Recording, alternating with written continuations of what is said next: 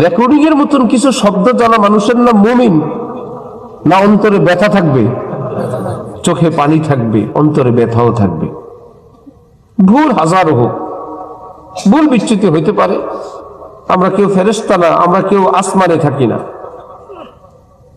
আমরা জামা কিনি সুন্দর, যেই জামা একটু ময়লা নেই সেই জামা কি কোনোদিন ময়লা হয় না? হওয়ার পর আমরা কি করি? ধুয়ে ফেলি। ধুইলে পরিষ্কার হয় না? আবার ময়লা হয় না? আবার ধুই না? এবার কোনোদিন রাগের চোটে জামা ধোয় আর পিটায় আর বলে এটা তোর শেষ ধোয়া, জীবনে যদি কোনোদিন আর ময়লা হবি একদম টুকরা টুকরা করে ফেলবো, এরকম কেউ আছে? ধোয় আর জানে ধুই একদিন বা 2 দিন 3 দিন যাবে, আর বলে আবার ময়লা হলে আবার ধোবো, আবার ময়লা হলে আবার ধোবো। ময়লা হইলে ময়লা হয়ে যায়, ধুইলে পরিষ্কার হয়ে যায়। হাকিমুল উম্মত আশরাফ আলী থানভী বলেন, আমাদের জীবনটাও এমন। আসছি পৃথিবীতে নিষ্পাপ, কোনো পাপের একটা দাগ ছিল না। এখন দুনিয়াতে আসার পর ইচ্ছায় অনিচ্ছায়, বুঝে অবুঝে, নিজে অন্যের প্ররোচনায়, যে কোনো ভাবে গুনাহ করা মানে জীবনে দাগ লেগে যাওয়া। এটা তো আল্লাহ পাক আগেই জানেন আমাদের জীবনে দাগ লাগবে। কাপড় ধোয়ার তো সাবান আছে, কিন্তু জীবন ধোবো কি দিয়ে? আসমান থেকে আল্লাহ পাক আমাদের জন্য সাবানের ব্যবস্থা করছেন, তওবা পাঠিয়ে দিয়েছেন। তুমি তওবা করো, আমি সাব বানিয়ে দিব। হযরত থানভী বলেন, তওবা করলে জীবন পরিষ্কার হয়। আবার যদি ভুল বিচ্যুতি করে তওবাটা ভেঙে যায়। আবার যদি তওবা করে তওবা হয়ে যায়, আবার ভুল করলে তওবা ভেঙে যায়। হযরত থানভী বলেন, তওবার উদাহরণ আমাদের উজুর মতো। আমরা 4 ফরজ আদায় করে যদি উজু করি, উজু হয়ে যায়। হবার পরে যদি কোনো ভুল বিচ্যুতি, উজু ভঙ্গের কোনো কারণ সংঘটিত হয়, উজু ভেঙে যায়। এই ভাঙ্গার কারণে কি এই কথা বলা যাবে কিছুক্ষণ পূর্বের আপনার উজুটা হয় নাই? বলেন তো, এই যে উজু ভেঙে গেছে এটাই তো প্রমাণ আগের উজু হয় নাই। এটা হবে? আগেরটা তো হয়ে গেছে, মাত্র ভাঙলো। যে যে উজু সহকারে এসা পড়ছেন, তারপরে যদি ছোট ইস্তেঞ্জায় যান, বড় ইস্তেঞ্জায় যান, উজু ভাঙ্গার কোনো কারণ ঘটে, তাহলে কি এটা বলা যাবে আপনার এশার নামাজ হয় নাই? ভাই তখন তো উজু ছিল, নামাজ তো হয়েই গেছে, উজু তো মাত্র ভাঙলো। এক মজার গল্প, এক মুরব্বীর উজু ভাঙ্গার কারণ ঘটে গেছে। আশপাশে ছোট বাবুরা ছিল, তারা আওয়াজও পাইছে। তারা বললো, দাদা তোমার উজু ভেঙে গেছে। দাদা বলে, ভাঙে নেই। এর মধ্যে আরো ফিসফিস করে হাসে, আরে দাদা খোঁজ খবর নাই, আমরা আওয়াজ পাইছি। দাদা বলে, আওয়াজ আমিও পাইছি, উজু ভাঙে নেই। এটা আবার কেমন দাদা? বললো, না তোমার উজু ভাঙছে। এই বিতর্কে এক পর্যায়ে দাদা শেষমেশ বলে কি জানেন? আরে নাতিরা, উজু থাকলে না ভাঙবি, ছিলই না। উজু না থাকলে কি ভাঙার কিছু আছে? তো তওবা করলে তওবা হয়ে যায়, ভুল বিচ্যুতি করলে তওবা ভেঙে যায়। যেমন উজু করলে উজু হয়ে যায়, যদি ভুল বিচ্যুতি হয়, উজু ভঙ্গের কারণ হয়, তাহলে উজু ভেঙে যায়। আমরা কি জানি যে তওবা তাকে বলে যেই তওবার পরে মৃত্যু পর্যন্ত আর কোনো তওবা ভঙ্গের কারণ হবে না, ওইটা হইল তওবা।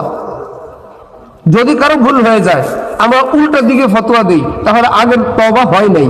কিন্তু হযরত থানভী বলেন, ভাই সেটা তো হয়েই গেছে, মাত্র ভাঙলো, এখন আবার তওবা করলে তওবা আবার হয়ে যাবে। এবার মেয়াদ যতক্ষণ রাখা যায়, ভুল বিচ্যুতি হয়ে গেলে তওবা ভেঙে যাবে, আমি আবার করব। अल्लाहु अकबर। न चित कर सके नफ्स के पहलुओं को तो यूं हाथ पांव भी ढीले न डाले। अरे उससे कुश्ती तो है उम्र भर की, कभी वो दबा ले कभी तू दबा ले। ये रिश्ता मोहब्बत का कायम ही रखे, जो 100 बार टूटे तो 100 बार जोड़े।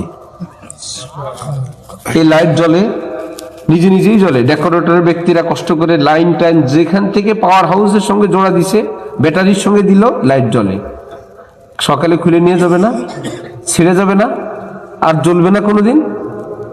আবার জোড়া দিলে, সেখানে জোড়া দেওয়ার পর আর ছিঁড়বে না। বলে আমরা এই কাজই করি, জোড়া দিই আর ছিঁড়ি। জোড়া দিলে জ্বলে, ছিঁড়ে ফেললে বন্ধ হয়ে যায়। যতবার ছিঁড়বেন লাইট নিভে যাবে, জোড়া দিলে জ্বলে উঠবে। হযরত থানবীর খলিফা হযরত খাজা আজিজুল হাসান মুজ্জুব রহমতুল্লাহি আলাইহি বলেন, ঈমানের আলো সূর্যের আলোর চেয়ে আরো বেশি। হযরত থানবীর তালিম, প্রত্যেক মুমিনের বুকে যে ঈমান আছে সূর্যের চেয়ে বেশি আলো। গুনাহ করলে সে আলোটা নিষ্প্রভ হয়, ধীরে ধীরে স্থিমিত হয়, নিভে যায়, কমে যায়। যদি সে তওবা করে, সব ময়লা আবর্জনা ফ্রেশ করে ফেলে, রব্বুল আলামিন তার অন্তরের নূরকে সূর্যের চেয়ে আরো বেশি প্রখর, আরো বেশি আলোকিত করে দিয়ে দেন। পৃথিবীর কোন আলেম নাই, আপনারা শুনেন নাই, বলছে একজন মানুষের জীবনের সর্বোচ্চ উজুর মাত্রা 150 বার, 1.5 লাখ বার, 2 লাখ বার।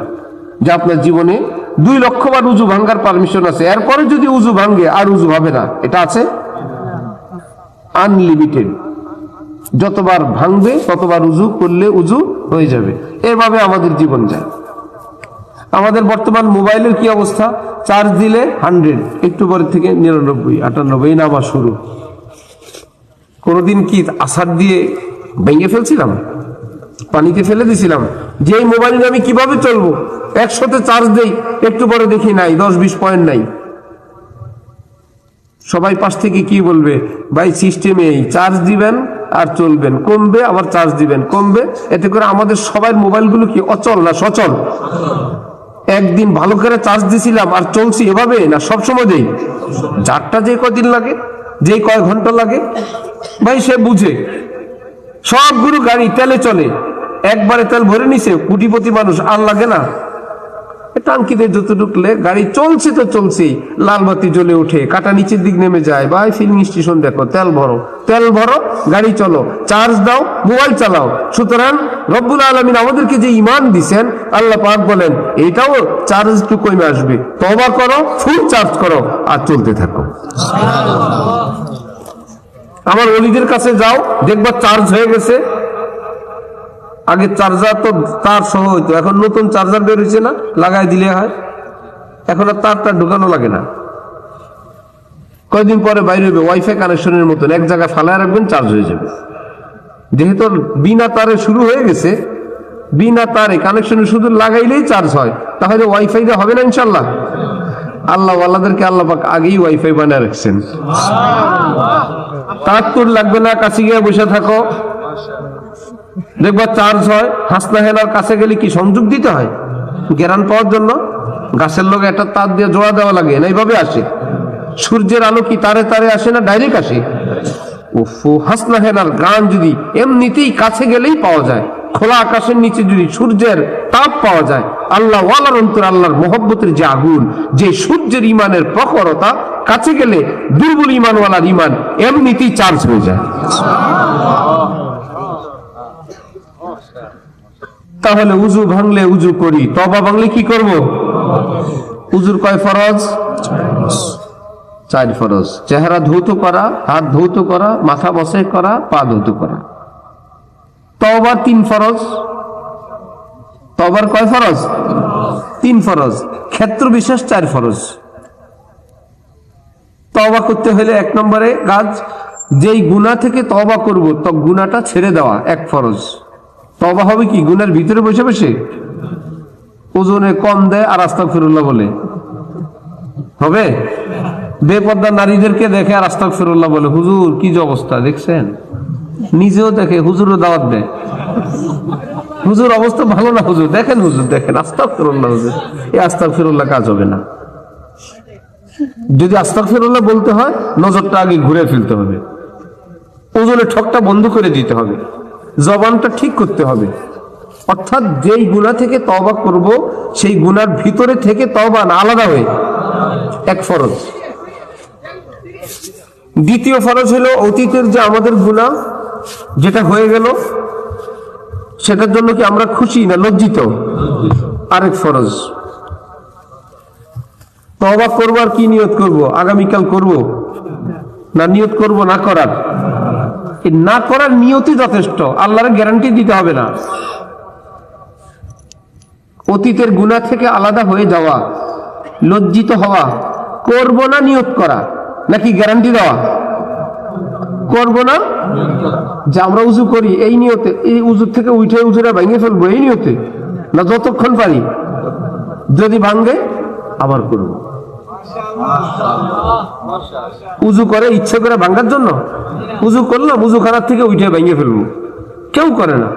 উজু করে এই নিয়তে যতক্ষণ পারি রাখবো, যদি ভাঙে আবার তওবা করব ভাঙার নিয়তে, না তওবার উপরে থাকার নিয়তে, যদি ভাঙে আবার করব। সুবহানাল্লাহ। হাদিস শরীফে আছে সবসময় উজু সহকারে থাকার ফজিলত। পৃথিবীর কোন মানুষ আছে সবসময় উজু সহকারে থাকবে? কিসের ফজিলত? পেশাব পায়খানা তো আছে, সবার ঘুম তো আছে, 3 কারণ তো আছে। সবসময় আবার উজু সহকারে থাকি কিভাবে? ব্যাখ্যা হলো, অর্থাৎ ভাঙলে উজু করে নেই, ভাঙলে উজু করে নেই, তওবা ভাঙে আর উজু ভাঙে আর উজু করে। এই লোকের নাম হাদিসে আছে কি? ভাঙ্গার নাম নাই, মধ্যখানে যে ভাঙছিল আর করছিল এটার নাম উঠাই দিছে, নাম হলো উনি সবসময় উজু সহকারে থাকে। হযরত থানবী বলে, ওটার নাম যদি হয় সবসময় উজু সহকারে থাকে, তাহলে সবসময় তাকওয়ার উপর থাকে। কোন লোক? যেই তওবা ভাঙলে তওবা করে ফেলে, এই লোকের নাম উনি সবসময় তাকওয়ার উপরে আছে। সব সময় সুন্দর জামা পরে, পরিষ্কার জামা পরে, এই লোকের জামা ময়লা হয় না, ময়লাটা নিয়ে ঘুরে না, ময়লা হলে ধুয়ে ফেলে, এই লোকের নাম হলো সব সময় উনি পরিষ্কার জামা পরে।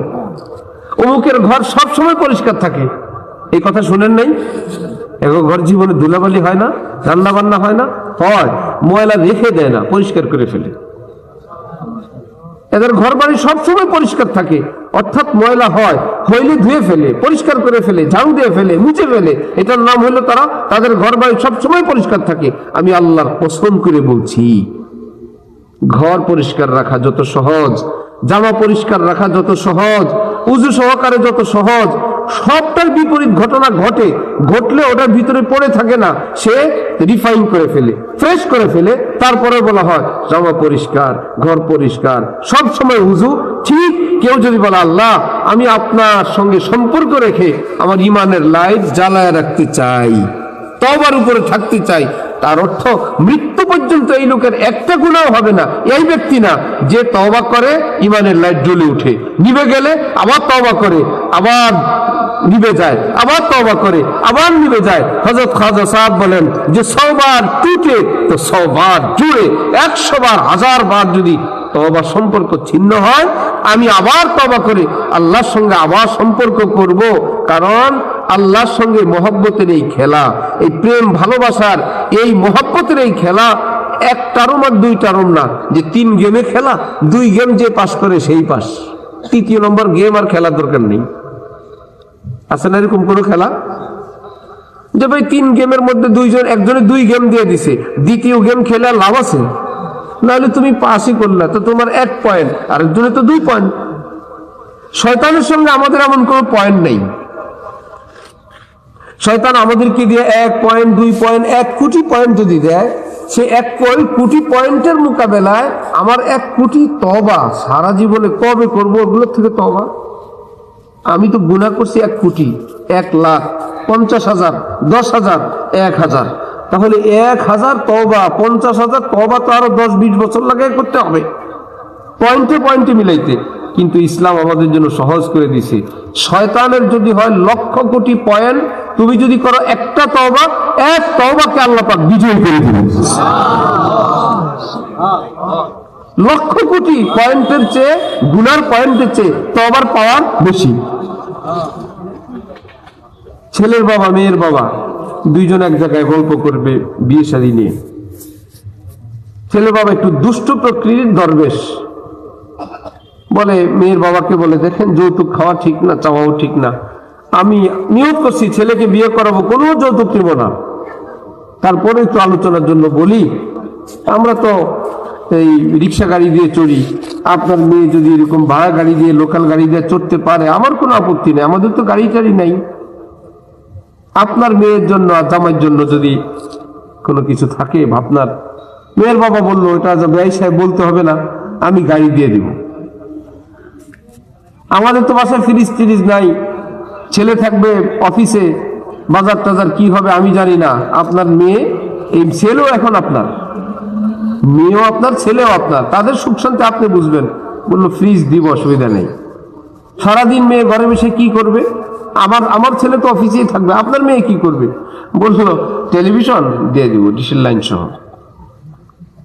যত শখ ছিল খুব রসালো ভাষা দিয়ে সব কিছু ওয়াদা করাইছে মেয়ের বাবার থেকে। গাড়ি দিবে, বাড়ি দিবে, ফ্ল্যাট দিবে, ফ্রিজ দিবে, টিভি দিবে। অনেক কল্পনা না, অনেক জল্পনা।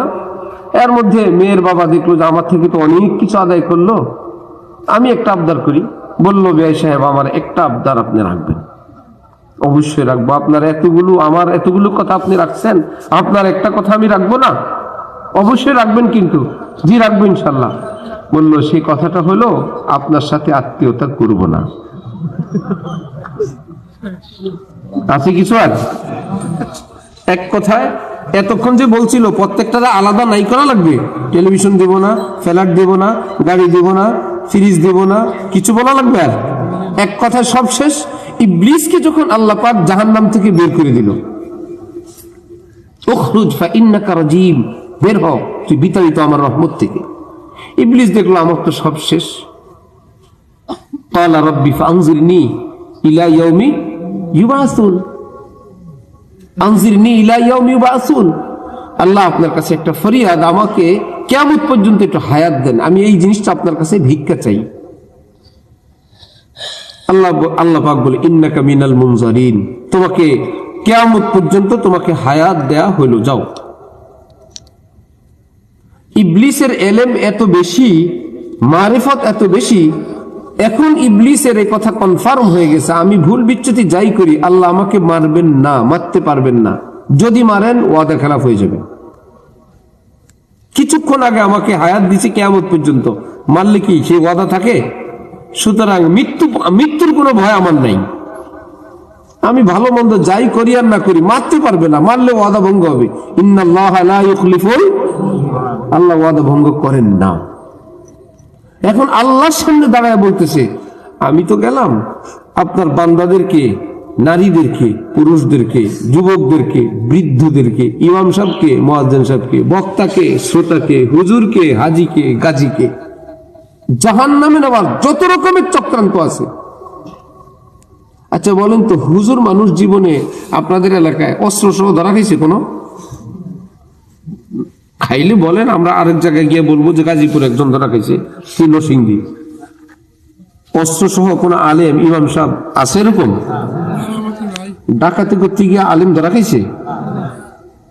আচ্ছা ডাকাতি না হোক, চুরি করতে গিয়ে ধরা খাইছে, অস্ত্রের ব্যবসা করতে গিয়ে ধরা খাইছে, হিরোইনের ব্যবসা করতে গিয়ে ধরা খাইছে, বোতল সহ ধরা খাইছে, বিদেশি অবৈধ মাল সহ হুজুর ধরা পড়ছে। সেগুলো দিচ্ছাম যেই সাবেরা ধরা পড়ে, এরা কি হুজুর না মিস্টার পার্টি? এরপরেও ভালো, এরপরেও ভালো ওনারা। হুজুর খারাপ, বহুত খারাপ। কেন খারাপ? বহুত খারাপ। হ্যাঁ, তারপরেও বহুত খারাপ। আল্লাহ হেদায়েত দান করেন। স্কুলে দুনিয়াবি শিক্ষা হয়, আমাদের প্রয়োজনীয় শিক্ষা হয়, আলহামদুলিল্লাহ। কিন্তু শিক্ষার ফাঁকে ফাঁকে একটু অনুষ্ঠান হয়, সবাই মিলে একটু নাচে, নাকি নাচে না? নাচতে নাচতে জাহান্নামে নেয় না জান্নাতে নেয়? ছেলে মেয়ের অবৈধ সম্পর্ক জান্নাতে নেয় না জাহান্নামে নেয়?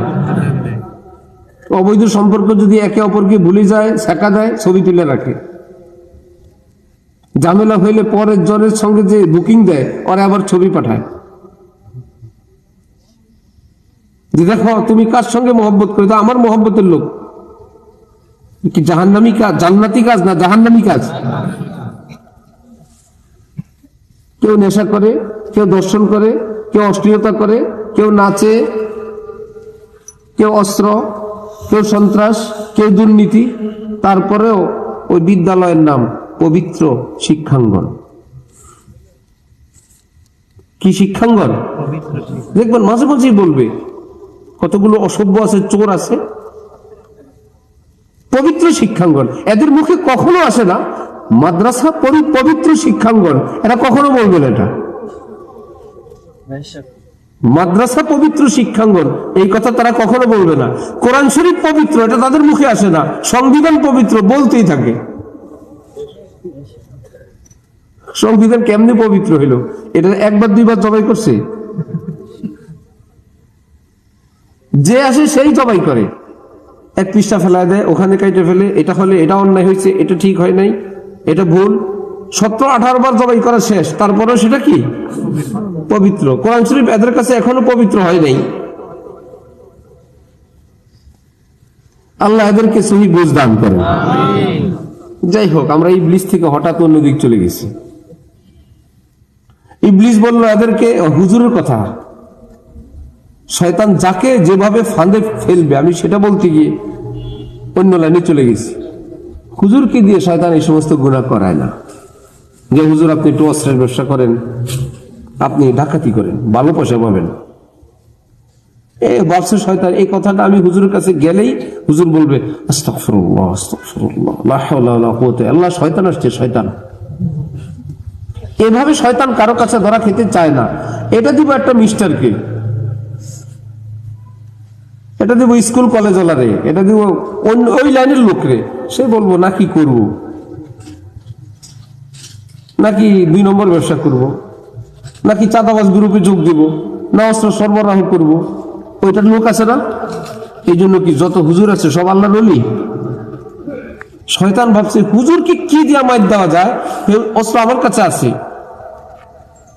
হয়তো অহংকারের বড়ি খাওয়াই দিবে, আমার চেয়ে বড় হুজুর আর কেউ নেই। শয়তান বলে একটা বড়িতে যথেষ্ট। আপনি পায়জামা পাঞ্জাবি সহ থাকেন, আর আপনার ভিতরে যে মেডিসিন ঢুকাই দিছে ওটা সহ আপনি জাহান্নামে চলে যান, অসুবিধা নেই। জুব্বা সহ ওই দিক ঠিকানা, আমি বড় হুজুর, আমি বড় মুফতি, এটা দিল শয়তান। হাজী সাহেব বেচারা মুরব্বী মানুষ, বুড়া হয়ে গেছে, এর যদি কেউ বলে, কোন মেয়ে আইসা যে দাদা ভাই আমার ফেসবুক আইডিটা রাখেন, আপনি মাঝে মাঝে আমার মেসেজ দিয়েন, দিব জীবনে?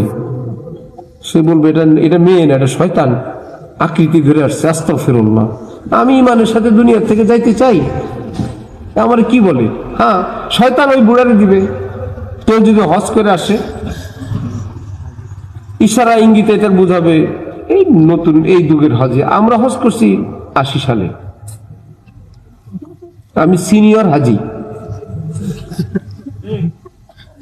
আমি কি নতুন হাজি না সিনিয়র? আগে হজ করলে ওটা কি ডাবল হয়েছিল?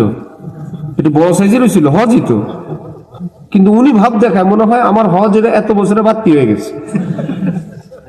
তোমারটা তো একদম কচি হজ, মাত্র করে আসলে। আর আমার হজ 80 সাল থেকে এই পর্যন্ত, এটা কি হয়ে গেছে? শয়তান বলে তোর এই বড়ি দিয়ে তোর হজ শেষ করব। খাওয়াই দিল। এক আলেম সব মহল্লায় ওয়াজ করে পড়াশোনা করছেন, এখন বুড়া মিয়া তো গা জ্বলে। শয়তান তার ভিতরে বলছে বুড়া মিয়ারে কি ঢুকাবো? আরে ওয়াজ করে, ওর বাপের বিয়া খাইছি। বাপের বিয়া খাইলে কি হয়েছে? আপনার থেকে বড় আলেম হইতে পারে না?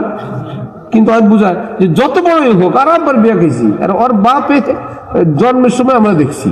এই বলে এমন এক থাবা দিল যাতে একদম মাটির সঙ্গে হুজুরে লাগাই দিল। এটা শয়তানের ট্যাবলেট। বুড়ারে খাওয়াবে একটা দিয়ে, মুফতি সাহেবরে খাওয়াবে একটা, আর যদি এলাকার হুজুর হয়, মহিলা বা মাথা যারে, হুজুর তো আর খারাপ নিয়ত না, বেচারির মাথা ধরছে করে মাথার মধ্যে একটু ঝেড়ে দিছে, কপালটা একটু টিপ দিয়ে দিছে, আল্লাহ সুস্থ করুক। শয়তান বলে তোর এইভাবে জাহান্নামে দিব, তুই মাথা ঝাড়বি আর তাবিজ দিবি আর জাহান্নামে যাবি, পায়জামা পাঞ্জাবি টুপি করা থাকলে থাক। বুঝছেন? এখন ইমাম সাহেবরে জাহান্নামে নেওয়া যায় কেমনে? পুরো মহল্লা সব ভাবিরা হেরে চিনে, হে সব ভাবিগুলো চিনে। আশ্চর্য মতো পুরুষগুলোকে এত পরিচয় নাই, পুরা দেশের মহিলাগুলোকে যত খাতির। কে কার মা, কার রান্না ভালো, কার কি ভালো না ভালো সব জানে। শয়তান বলে ইমাম সাহেব তোরে জাহান্নামে নিব এইভাবে।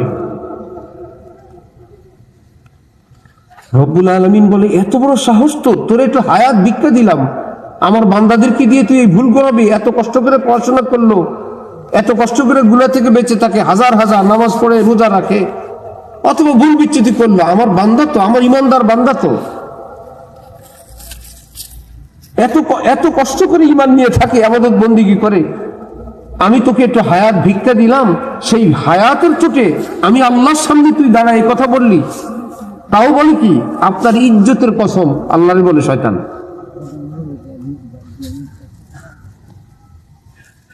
লাউগিয়ান্নাহুম আজমাইন, আমি সবগুলোকে গোমরা পথভ্রষ্ট জাহান্নামী করে ছাড়বো। আল্লাহর সামনে যখন এই কথা শয়তান বলল, কত ধরনের কষ্ট, কত ধরনের চক্রান্ত, রব্বুল আলামিনের রহমতের দরিয়ায় জোশ উঠছে। যে বলে কি আমার বান্দা, নামাজি মানুষ, দিনদার মানুষ, হাজি মানুষ, একটু আগে যাগো বদনাম করলাম, সব মুসলমান না, সব নামাজি না, সব তো আল্লাহকে চায়, শয়তানের ফাঁদে পড়ে গেছে। রব্বুল আলামিন বলেন, ওয়া ইজ্জতি ওয়া জালালি ওয়া ইরতিফাই মাকানি লা আযালু আস্তাগফিরু লাহুম মাস্তাগফারুনি। ইজ্জতের কসম, বড়ত্বের কসম, মহত্বের কসম করে বললাম, তুমি আমার বান্দা বান্দিকে দিয়া পৃথিবীর সব গুনাহ করাইবা, তওবা করলে আমি সব মাফ করে দেব। আবার গুনাহ করাইবা, আবার তওবা করলে আবার মাফ করব। মাস্তাগফিরুনি, যতদিন তারা ইস্তেগফার করতে থাকবে আমি মাফ করতে থাকবো।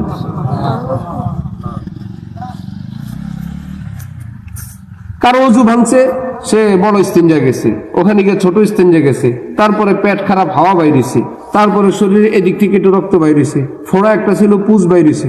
ওযু ভাঙার কারণ কি একটা না অনেক? ওযু কি এতবার করা লাগবে? না, আপনার উযু কিন্তু একবার ভাঙে নাই, বহুবার ভাঙছে। এক উযুতে কাজ হবে না, না একটাই হয়ে যাবে?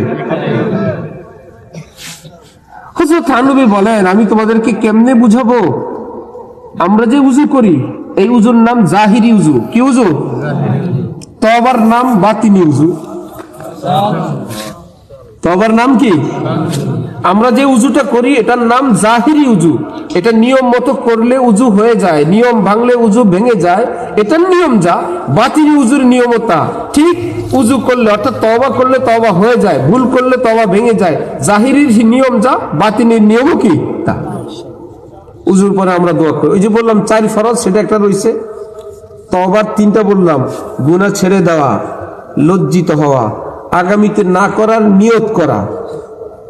যদি শয়তান এসে বলে নিয়ত যে করো, তোমার তো গুনাহ হবে, শয়তানের সাথে সাথে বলে দেন গুনাহ হলে আবার তওবা করবো, সমস্যা কি? ওযু যে করো, ওযু তো আবার ভাঙবে, ভাঙলে আবার করবো। তওবা যে করো, তওবার উপর তো থাকতে পারবে না যতক্ষণ পারি। যদি ভাঙে আবার তওবা করব। আমার আল্লাহ কোনো ঘুমান না, অবসরে যান না, চোখ বন্ধ করে থাকেন না, অন্য কাজে ব্যস্ত থাকেন না। তিনি কোরআনে পাকে আমাদেরকে বলছেন, উদউনি আস্তাজিব লাকুম, আমাকে ডাক দাও, 24 ঘন্টা দুয়ার খোলা, সাথে সাথে উত্তর দিব। আমার আল্লাহ কোরআন শরীফে বলছেন, ইন্নাল্লাহা ইউহিব্বুত তাওয়াবিন, যারা বারবার তওবা করে, তওবা ভাঙে, আবার তওবা করে, আমি ঘোষণা দিচ্ছি তোমাদেরকে আমি ভালোবাসি, ভালোবাসতে থাকবো। টেনশন কিসে? আমার আল্লাহ আছেন, আমার রহমান আছেন, আমার রহিম আছেন। ওদিক থেকে নবীজি যে হাদিস আমি পড়লাম, নবীজির ইরশাদ, তিনি বলেন আমার উম্মতের একটা গ্রুপ তো আটকা পড়বে, কবিরা গুনাহ পার্টি, তওবা করে আসেনি, ঈমান নিয়ে আসছে, কতগুলো গুনাহ নিয়ে কবরে আসছে, সেগুলোর কি হবে? নবী বলেন আর শেষমেশ যদি এরকম একটা গ্রুপ থাইকাই যায়, পিডান পুডান তো খাইছে কিয়ামত পর্যন্ত যা খাওয়ার, আমি নবী ওয়াদা করলাম সুপারিশ করে আমি সবাইকে জান্নাতে নিয়ে যাব। আমার ভাইরা, তাহলে আমরা তওবা করার নিয়ত করতেছি ইনশাআল্লাহ। চতুর্থ ফরজ তওবা, বান্দার হক হইলে সেটা পরিশোধ করে দেওয়া। ওযুরও 4 ফরজ, তওবারও 4 ফরজ। তায়াম্মুমের যেরকম 3 ফরজ, ওযুর 4 ফরজ, তওবারও কখনো 3 ফরজ, কখনো 4 ফরজ। যারা কারো হক খায় না, এরকম একটা পার্টি পরের হকের একটা মামলা খাবে, সেটা হলো স্ত্রীর মোহরের মামলা। যত খাতির আজকে থাকুক, ওই দিন কিন্তু কারো সঙ্গে কারো খাতির নেই, বিপদে পড়লে আর খাতির নেই। কয়েকদিন আগে ভূমিকম্প হয়েছিল না, কঠিন। আমি ছিলাম সফরে, কোথায়? চট্টগ্রাম, হাটহাজারীর দিকে। আচ্ছা, তো ঢাকায় খবর নিলাম বাসা, ওই সময় বাচ্চারা ঘুমায় মাদ্রাসার রুটিন অনুযায়ী। বাচ্চার মাকে জিজ্ঞেস করলাম কি অবস্থা, বললো অবস্থা কি আর, বাচ্চাগুলোকে ডাকছে ওরা উঠে না, আমি ছোটটারে নিয়ে পিলারের গোড়ায় গিয়ে দাঁড়াইছি। ভূমিকম্প আসলে বিল্ডিং এর পিলারের গোড়ায় থাকতে হয়, ছাদ মাত ভাঙলে পিলারটা নাকি একটু বাঁকা চাকা হয়ে থাকে। কই গেল পোলাগো আদর, বলে আমি কি করব, ডাকছি উঠে না, সময় নাই তো। এরা 3 ভাই শুয়ে রয়েছে 2 খাটে, বলে আমি জোরে জোরে ডাকছি, খবরই নেই, আমি ছোটটারে নিয়ে এই যে মাত্র ছেলেরে ভুলে গেল। একটা অবস্থায় আসে আর খোঁজ খবর থাকে না। ইয়াউমা ইয়াফিরুল মারউ মিন আখিহি ওয়া উম্মিহি ওয়া আবিহি ওয়া সাহিবাতিহি ওয়া বানিহি লিকুল্লি ইমরিইম মিনহুম ইয়াউমা ইযিন শা'নুন ইউগনি। আল্লাহ পাক বলেন, ভাই, আত্মীয়, স্বামী, স্ত্রী, ছেলে, বাবা একে অপর থেকে শুধু দাঁড়াবে। এই ছেলে, এই স্বামী, এই স্ত্রী, এই বাবা, তাকাবেও না। কারণ কি করেন শরীফ আল্লাহ পাক বলেন, তার নিজের ব্যস্ততা এত জটিল, অন্যদিকে মনোযোগী হওয়ার কোনো সুযোগ তার নাই। নিজের দরকার, আমার নিজের দরকার। আজকে যেরকম আমরা নিজে না খেয়ে আরেকজনকে খাওয়াই, কিয়ামতি কি এটা বলবে, হে স্বামী, হে স্বামী, হে স্ত্রী, না ইয়া নাফসি, ইয়া নাফসি, ইয়া নাফসি। নবী রাসূলরা পর্যন্ত বলবেন। আমাদের নবীজি বলবেন ইয়া উম্মতি, আল্লাহ আমার উম্মতের ব্যবস্থা করেন। সুবহানাল্লাহ। আজকে যিনি মাফ করে দিলেন, অথবা চুপ থাকলেন, অথবা মনের হাজার কষ্ট চাপা দিয়ে আপনার ঘর করে গেলেন, আপনি কি ভাবছেন মাপ? অথবা আপনার মুখে বলছে মাপ, এই মাপ মাপ না। এই জন্য যাদের বাকি আছে কিস্তিতে পরিশোধ করা জায়েজ আছে। ঠিক আছে ভাই, আপনি আপনার আয় রোজগার অনুযায়ী মাসিক ঠিক করেন, 500 টাকা, 1000, 5000 করে দিলে আরো ভালো, 10,000 করে দিলে আরো ভালো, যে ভাই তোমার এটা নেও, আমারে বাঁচাও। চেষ্টা করবো ইনশাআল্লাহ। দ্বিতীয় মামলা খাবে দরবেশরা, নামাজিরা, হুজুর, হজরতরা। বাপ মারা গেছিল, বোনের সম্পদ দেয় নেই, ঘুরায় ফিরে এমনি সামনে ডর ভয় দেখায় বোনরে বাগায় দিছে, বোনেরে দেয় নাই, আবার নিজের বউরে নিয়মিত বকে বাপের বাড়ি থেকে সম্পদ আনতে। একই লোক নিজের বোনরে দেয় না, নিজের বউরে বকে। কি সুন্দর দরবেশ! কোন ভণ্ড পীর মুরিদদেরকে বলছে এই সমস্ত গুনাহ তোমরা করবে না, করলে ফেরেশতারা কাটা বিছাবে, বড় বড় জালি এর মধ্যে টানবে, চামড়া গোশত এই কাটার মধ্যে জালির মধ্যে আটকে যাবে, শুধু হাড্ডি থাকবে। ভণ্ড পীরের ওয়াজ আবার কঠিন হয়। মুরিদরা একদিন গিয়ে দেখে পীর সাহেব নিজে ওই শয়তানি করে। গোপনে জিজ্ঞেস করলো, হুজুর এই গুনার এই শাস্তি আপনি বলছেন না? হ্যাঁ বলছি। তা আপনার হবে না? হবে না, হবে, একটু বেশ কম। কি বললো? ওই জালির উপর দিয়ে তোদেরকে টানতে টানতে তোদের গোশত চামড়া আটকাইতে আটকাইতে আটকাইতে ওটা পিচ্ছিল হয়ে গেলে ওর উপর দিয়ে আমার এটা টান দিবে। কি সুন্দর ব্যবস্থা! বন্ডের কাছে কোন লোক মুরিদ হয়েছে, বললো ভালো মন্দ স্বপ্নে দেখলে দেখাও, জানাও। বললো হুজুর গত রাত্রে স্বপ্নে দেখি আমরা দুইজন এক রাস্তা দিয়ে যাই, এত প্রচন্ড ঝড় আসছে, এক পাশে আপনি আর এক পাশে আমি পড়ছি। তারপরে হুজুর আমি দেখছি আমি পড়ছি এই গুমুতের ড্রেনের ভিতরে, পচা গান্দা পানির উপরে, আপনি পড়ছেন দুধের ভিতরে। এবার বলতে দেখছস তোর জীবন আর আমার জীবনে পার্থক্য? স্বপ্নের মধ্যেই তো আল্লাহ এটা দেখাই দিল রহমতের ফেরেশতা দিয়ে, আমি যে কত বড় আল্লাহর ওলি, তুই যে কত খারাপ, তুই কত নাপাক পানির মধ্যে পড়লি, আর আমি পড়ছি কিসের মধ্যে? দুধের মধ্যে। মুরিদ বলে স্বপ্ন তো শেষ হয় নাই, আর কি আছে? বললো দেখলাম কষ্টে কষ্টে দরজন উঠছি, উঠার পরে দেখি কি আমি আপনার গায়ের দুধগুলো চেটে চেটে খাই, আর আপনি আমার গায়ের ময়লাগুলো খান।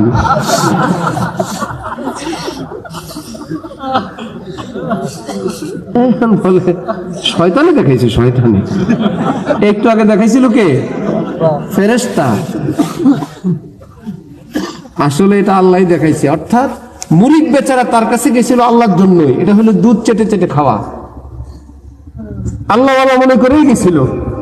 কিন্তু বন্ড যে তারে ধোকাবাজি করে তার পয়সা খায়, এটা হলো চাইতে চাইতে তার হারামগুলো খায়, এটা সেটা দেখাইছে। কৌশল করে তার থেকে খায় শুধু। এই জন্য নিজের বোনকে দেয় একরকম ওয়াজ ওই মুরিদের মতন, আবার নিজের বোনদেরকে এক রকমের ওয়াজ, আবার নিজের বউরে বলে শ্বশুর মারা গেছে কবে, বাইরে থেকে নিয়ে আসো। আর বোনরে বলে কি, বাপের বাড়ির থেকে সম্পদ আনলে, অংশ আনলে কি হয়, ধ্বংস হয়, কবিতা সহ বলে। আর সে অংশ আনার জন্য নিজের বউরে চাপ দেয়। হ্যাঁ, না আলেম মানুষ, হুজুর নামাজি, তবলিগে গেছে, পিসাবের মুরিদ দেয় না কেন, তা আল্লাহর হুকুম। এক পার্টি আটকাবে, মোহর পার্টি আটকাবে, বোনের হক ফুফুর হক পার্টি আটকাবে। আমার ভাইরা, জমিনের টুকরো একটু রেখা কার জন্য রাখবেন, কাকে দিয়ে যাবেন? हम ऐसे रहे या के वैसे रहे, वहां देखना है कि कैसे रहे, हयाते दो रोजा का क्या आयुष्य गम, मुसाफिर रहे जैसे तैसे रहे। মাঠের জমিতে আমি কি করব, আমার নামে এতগুলো জমি আছে, নাই হইলো আমি তো আল্লাহর রহমতে আছি।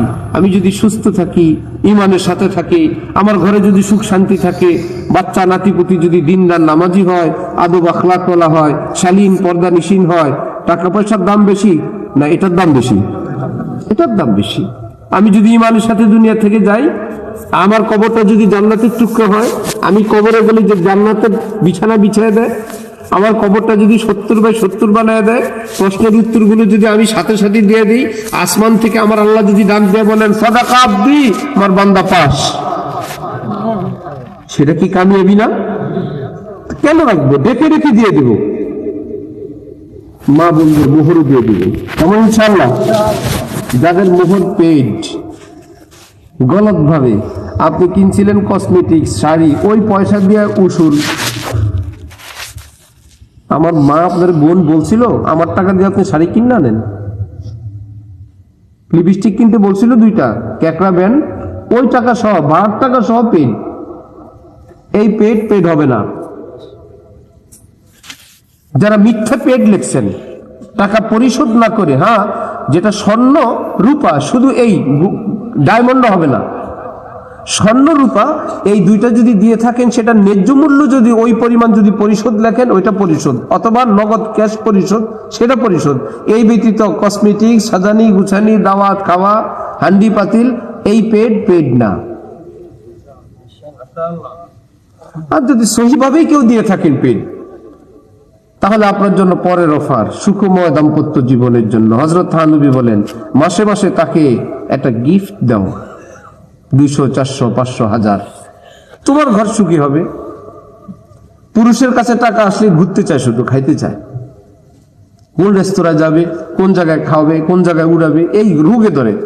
মহিলাদের কাছে টাকা আসলে জীবনে শুনছেন, আপনি আপনার ফোন দিয়া বাসায় ফোন দিয়েন, যত লম্বা কথা আপনার বউ বলতে মন চায় বলবে, যদি ফোনটা ওদিক থেকে আসে অত লম্বা হয়?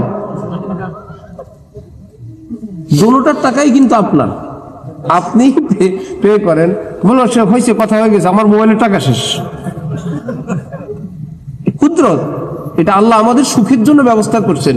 উনি যদি আমাদের মতন দারাজ দিল হন, তাহলে ঘর থাকবে না, দিরান ঘর হয়ে যাবে। এটা গিয়ে দেখবে লুঙ্গি নাই, একটা গরিবের ছেলে দিয়ে দিছি, আরে ভাই আমি প্যান্ট খুলে পরবো কি? বলো এক বেটা আসছিল, বলো নামাজের জন্য লুঙ্গি, ওই বেটার লুঙ্গি দিয়ে দিছি। আল্লাহ ওনাকে এই রাখার একটা যোগ্যতা তাকে দিচ্ছেন, কারণ সে প্রাইম মিনিস্টার, হোম মিনিস্টার, স্বরাষ্ট্র মন্ত্রণালয়, তাকে সামলাইতে হবে। সুতরাং হুজুরের জন্য যদি 1000 টাকার গরুর গোশ, খাসির গোশ, হাঁসের গোশ, চিতই পিঠা, পিন্নি, 1000 খানিক টাকা, আরো বেশি টাকার খাবার দিল প্লাস্টিকের বক্সে ভরে। প্লাস্টিকের বক্সের দাম সর্বমোট 100 টাকা, সাথে সাথে বলে দিবে বক্সগুলো নিয়ে আসেন, বলবে না? পুরুষ মানুষ এত বিরক্ত হয়, আরে ভাই বক্স টক্স এগুলো সহ দিয়ে দাও। আল্লাহ নারীকে বলছে তুই খাবার দিবি, বাটি দিবি না, প্লেট দিবি না, চামচ দিবি না, নাহলে খাবার খালি হয়ে যাবে। এটা দোষ না, এটা গুণ। তাহলে আপনি আমার মাকে যে মাসে মাসে হাদিয়া দিবেন, গিফট দিবেন, আপনি মনে করেন আপনার মতন উড়াবে না। কত বুদ্ধি করে, এক একজনের এক এক বুদ্ধি। ঘরে হান্ডি পাতিল কিনে, ছাগল কিনে, নিজের ভাই যদি ভালো থাকে হের কাছে জমা রাখে। আমার আপন খালা শাশুড়ি, উনি কেবল জামাইরে বলে একটু জায়গা টাকা দেখেন, তো মিল মোহব্বত আছে, ধনী মানুষ, কই টাকা পয়সা আপনার কাছে কিছু আছে, আল্লাহ ব্যবস্থা করবে। কোনোদিন বলে না ওনার কাছে কিছু আছে। তো একদিন ড্রয়ারের মধ্যে কোনো জায়গায়, উনি ঘরে নাই, বলছে কোন জায়গায়, ড্রয়ারের অমুক জায়গায়। উনি হাত দিয়ে দেখে 1 লাখ টাকা। বলো ওই টাকা কিসের, সত্যি কর। বলে এটা আপনি মাঝে মাঝে দেন আমারে, এমনি সামনে আমি রাখছি। এখন ভালো করে ধরছে। আর বলো আর কোন জায়গায় কত টাকা আছে। ওই যে মাঝে মাঝে বলে ব্যবস্থা হবে ইনশাল্লাহ, শেষে সব লালা দিয়ে দেখে 11 লাখ আছে জমা। 1 টাকাও নষ্ট করে নেই।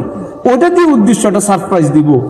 আমার স্বামী যখন জমি কিনতে যাবে, আমি তখন টাকাগুলো সবগুলো দিয়ে বলবো এই যে নেন, জমি কিনেন। তো মা বোনকে দিলে হলো আপনার একটা অ্যাকাউন্ট, একটা আমানতদার মানুষ। হ্যাঁ, সেখান থেকে যদি ওনার বাবাকে, ভাইকে, বোনকে কখনো কিছু দেন দিবেন, কিন্তু সবটা আপনার পরিবারে থাকবে। সবচেয়ে বেশি আপনি লাভবান হবেন, আপনার উপর তার একটা এক্সট্রা খুশি। আমার স্বামী অনেক ভালো, আমার মাসে মাসে টাকা দেয়। এটা ভালো কবিরাজের একটা তাবিজের কাজ দিবে। চেষ্টা করবো ইনশাআল্লাহ। পাশে আমরা ঘরে মানুষের সঙ্গে সদাচার করব। আল্লাহ আমাদেরকে বলছেন আশিরুহুন্না বিল মারুফ। পৃথিবীর স্বামীগণ, আমি আল্লাহ তোমাদের রব, তোমাদের ঘরে নারী নামক আমার বান্দীদেরকে স্ত্রী স্বরূপ পাঠালাম। সে তো নারী, সে পুরুষ না। তোমার মতো এত মাহফিলে যাই নাই, এত সোসাইটি সমাজে ঘুরে নাই, এত কালচার রাজনীতি দেখে নাই, এত উত্থান পতন সচক্ষে দেখে নাই। থাকে ঘরে, যত চালাক বেরিয়ে হোক থাকে ঘরেই। পুরুষের মতন এত কিছু দেখে না, যার জন্য এত অভিজ্ঞতা নাই। আবার জাতিগতভাবে নারী, আল্লাহ নারীকে নারীর মতো বানাইছেন। আল্লাহ পাক বলে একটু ভুল বিচ্যুতি হবে, এটা আমি জানি। তখন তুমি কি করবা? আল্লাহ পাক বলেন আশিরুহুন্না বিল মারুফ। আমার বান্দিকে ক্ষমা করে দিও, একটু সহ্য করো, একটু ভালোবেসে নিও, একটু মহব্বতের চাদরে তাকে জড়িয়ে নিও। সব মিলে তার সঙ্গে সদাচার করার জন্য আমি আল্লাহ পৃথিবীর সকল স্বামীদের নিকট সুপারিশ করলাম। বিচার করতে 1 2 3 বলতে, বা গোষ্ঠী জ্ঞাতি ধরে গালাগালি করতে, না সদাচার করতে? যদি সচিব সাহেব অথবা জেলার এসপি সাহেব, ডিসি সাহেব একটা মেয়েকে বিয়ে দিয়ে ছেলেটাকে বললো এটা আমার বাসার কাজের মেয়ে ছিল, মেয়েটা খুবই ভালো, একটু তুমি খেয়াল রাখবা, ভালো মন্দ মাফ করে দিও। আর মেয়েটার কাছে তার নাম্বারটা দিয়ে গেল, দেখো মা কোনো ভালো মন্দ আমাকে জানাও। স্বামী স্ত্রী হিসাবে তাদের দুইজনের একটু 19-20 হইতে পারে না? রাগ কি উঠে না? রাগ উঠে একবার, এসপির কথা মনে হয় 3 বার। রাগ তো উঠে, মনে চায় একটা লাগাই, কিন্তু এসপি নাম্বার যে আছে চুপ করে থাকে, আগুন খেয়ে আগুন হজম করে। এসপি তারা কোনো পুরস্কার দেওয়া যাবে? কিন্তু রব্বুল আলামিন বলেন ওয়াল কাযিমিনাল গাইজ ওয়াল আফিনা আনিন নাস। যারা গোসা উঠে আমি আল্লাহর জন্য সেটাকে হজম করে, সে আগুনটাকে আমি আল্লাহ নূরে রূপান্তরিত করে দিয়ে দিয়েছি। তার জীবনের গুনাহ আমি আমার বান্দা বান্দিকে যে মাফ করে, আমি তাকে মাফ করে দিয়ে দিই। একটু 19-20 হবে। একজন পুরুষ, একজন নারী, একজন এক শিক্ষার, আরেক শিক্ষার, দুইজন দুই কালচারের, দুই বয়সের, দুই পরিবারের, হবে না?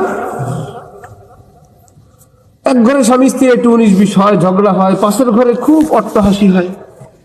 পাশের ফ্ল্যাটে জানালা দিয়ে শুনি জোরে জোরে, একবার মহিলা আসে, আবার স্বামী হাসে। এরা ভাবলো কি এত খুশি ওগো ঘরে, আমাগো ঘরে মাঝে মাঝে একটু তিক্ততা হয়, ঝগড়া হয়। ওই ঘরে কি এমন সুখী দাম্পত্য জীবন? খবর নিতে গেছে, আপনাদের কি ঝগড়াঝাটি হয় না? ডেলি হয়। কোথায় হয়? আপনারা যে জোরে জোরে হাসেন, ও সে হাসির খবর নিয়ে আসছেন। আমরা ঝগড়া লাগলে মারামারি লাগি, লাগলে যার হাতের কাছে যা পাই আমরা আরেকজনের মারি। মনে করেন সামনে একটা জুতা ছিল, স্বামী স্ত্রীর জুতাটা মারলো। যদি স্ত্রীর গায়ে জুতাটা লেগে যায়, স্বামী জোরে জোরে হাসে, হা হা লাগাইছি।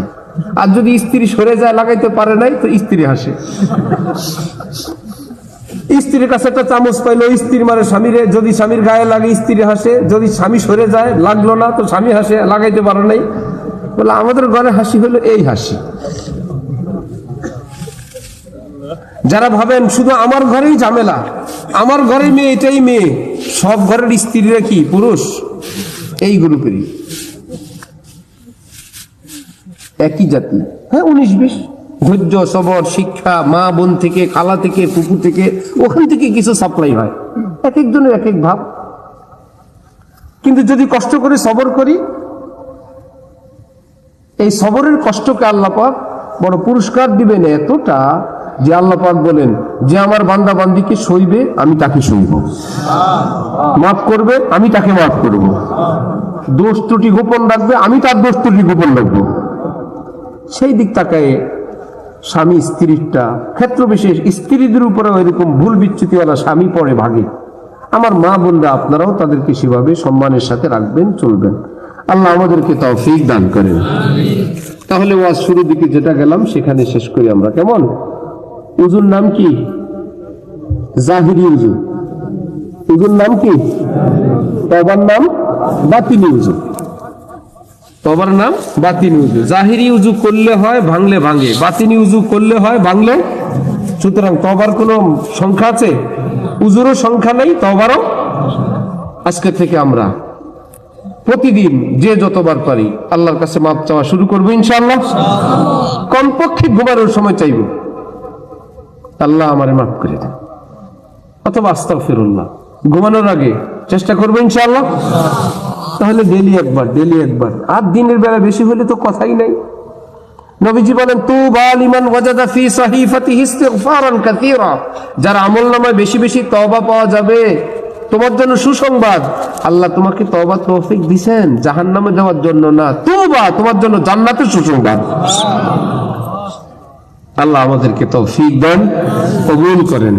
ওয়া আখিরু দাওয়ানা আলহামদুলিল্লাহি রাব্বিল আলামিন।